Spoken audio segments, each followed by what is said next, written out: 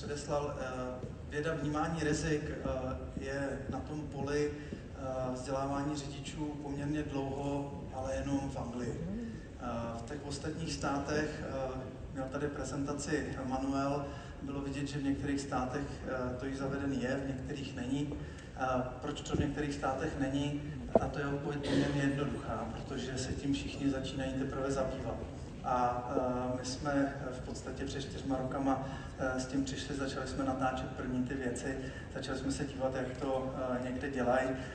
Samozřejmě jsme se inspirovali ve Velké Británii, ale ten pojem vnímání rizik jinak vypadá v Německu, jinak vypadá v Dubaji, kde ty situace se někdy přehrajou, následně zastaví, jsou odpovědi ABC, někde je to ta interakce, kde se kliká. A my jsme si z toho chtěli vzít to nejlepší, co jde, a jsem rád, že vlastně na to navázal projekt Touchu, který nám to trošku posvěcuje z té univerzitní půdy, protože letos jsme byli na univerzitě v Nottinghamu, kde nám představovali ten jejich systém, a potom, co jsme procházeli ty jednotlivé věci, tak jsme se dostali k tomu našemu systému a i oni byli poměrně úžasní z toho, kam jsme se dostali. Takže já bych vám spíš teď ukázal tu aplikaci samotnou, kterou vy už máte možnost využívat, protože věřím, že zase nemusíme čekat na tu změnu jako takovou, než přijde někde do legislativy, a že tu technologii jsme schopni využívat už dneska. Na stránkách hazardperception.cz se postupně zveřejňují jednotlivý videa, kde dneska už jich tam je 15.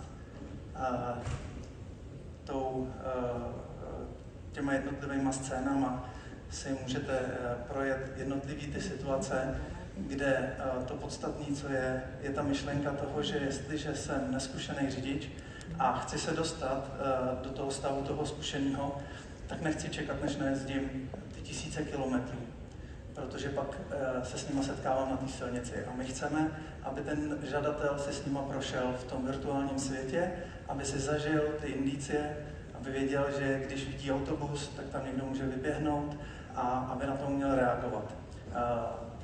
Čili ty jednotlivé scény jako takový v sobě nesou jak vnímání, tak to předvídání rizik.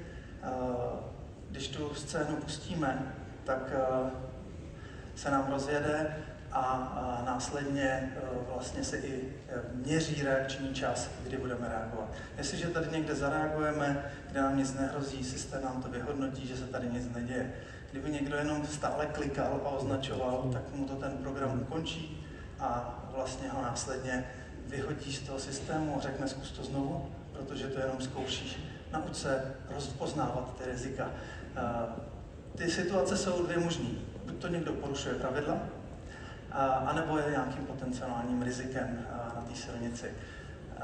Takže my chceme učit to vnímání těch drobných odchylek, tak, aby jsme neklikali na všechny ty možné věci, kde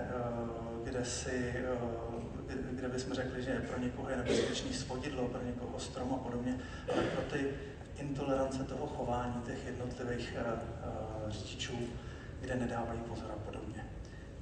Když dojedeme takhle do konce, každá ta scéna obsahuje 1, 2 nebo 3 rizika, tak aby ten žadatel nevěděl, kolik jich tam bude, a následně dojde k tomu ukázání se těch výsledků.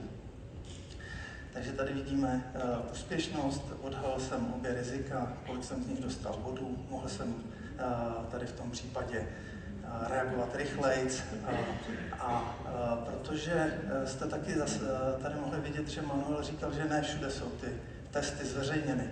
A tak my jsme přesvědčeni o tom, že ta cesta správná je v tom je mít zveřejněný. Takže my jsme šli tou cestou ještě toho vysvětlení, aby jsme neskončili u toho testu, kde následně vlastně si můžete přehrát tu situaci. Dostanete vysvětlení, dostanete radu, řeknete, kde je ten zákon, co nám říká zákon, a můžeme si to dokonce prohlídnout z těch jiných pohledů, ze záběru z dronu, tak, abychom mohli tomu žákovi lépe vysvětlit tu situaci, k čemu tam vlastně dochází. A v tom případě typické dívání se do mobilního telefonu a nerozhlížení se, nevěnování se pozornosti. Takže využíváme ten semafor, kde od toho kdy to není nebezpečný, blíží se to riziko, zvyšuje se ta intenzita, tak nám to vlastně přes tu žlutou jde do červený. Tady k tomu, abyste to mohli správně používat, tak existuje učitelský přístup. To heslo je normálně veřejný, je HP 2021, jako Hazard Perception 2021. A pokud se přihlásíte na těch stránkách, tak tam neuvidíte nic jiného jinak, než že se vám tam zobrazí tady to menu, abyste mohli lépe používat ten nástroj při výuce, kdy následně, když se k tomu budu chtít vrátit nebo bude chtít třeba žák něco vysvětlit, tak máte tu možnost skákat s tím zpátky, máte možnost přeskakovat v těch jednotlivých etapách, tak abyste se k tomu jednoduše dostali. Tak. Takovou důležitou věcí, kterou máme, a máme ji asi unikátně na světě jako jediný, je to, že jsme se zamýšleli nad tím, jak docílit toho, aby ten dotyčnej se to nenaučil nazpaměť. On řekl, jasně, tohle už znám, to je přece ta situace s tím mobilním telefonem a s tím, jak nám tam někdo couvá. Takže vlastně teďko to odkliknu, pak půl minuty nebudu dávat pozor a pak nastane nějaká situace, která bude znamenat, že vlastně jenom jsem si to prošel a víc mě to nedalo. No a my jsme proto natočili ty animace vždycky ve více variantách a tady už je vidět, že nám někdo vystoupil z autobusu, který se nám ztrácí z dohledu a teď nám tady vstupuje třeba do vozovky. Takže vy, když tu situaci pustíte jako takovou, tak vy nevíte, která se vám zrovna pustí, co nastane za situaci, tak, aby ten žadatel dával pozor po celou dobu. Tak. Protože ty situace se i natáčejí, jsou z pohledu vozidla, jsou z pohledu motocyklu, tak nám tam přibývají jak ty reálně natočený, tak ty zinscenovaný na těch simulacích. To přihlášení je tady dole, jak jsem říkal, je pro všechny učitele, případně samozřejmě komisaře, veřejný, ale nechceme ho dávat té veřejnosti běžných používání právě proto, aby ty žáci tím jenom nepřeskakovali, nehledali ty věci v tom vysvětlení, aby si tím opravdu prošli, ale my, aby jsme mohli využívat ten nástroj. No a abyste věděli, co za takovým natáčením těch jednotlivých scén vůbec je, tak zase jsem připravil takový krátký video.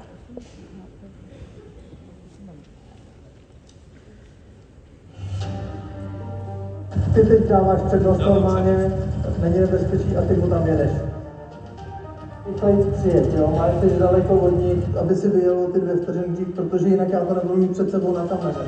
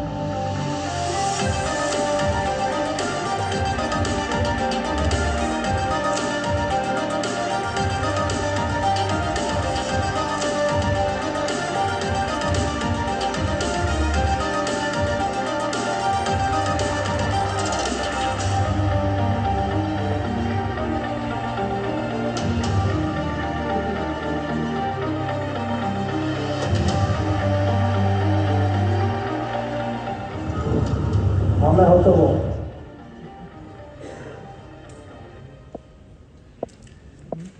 Protože jsme nechtěli tou cestou, že budeme tvořit otázky, které jsou v pohybu a za 2 roky, když se začneme zabývat Hazard Perception, tak se budeme bavit o tom, že nic nemáme a musíme začít od začátku, tak jsme šli tou obrácenou cestou. Natáčíme Hazard Perception, vyrábíme klipy, Dneska zveřejňujeme, doděláváme další, do konce roku jich bude 45 a až jednou přijdou do té zkoušky, tak je rovnou budeme moct používat a z nich bereme ty situace, které používáme na nové otázky. Nové otázky, jenom zmíním, že budou nová sada zveřejněna 23. listopadu na valné hromadě Asociace autoškol.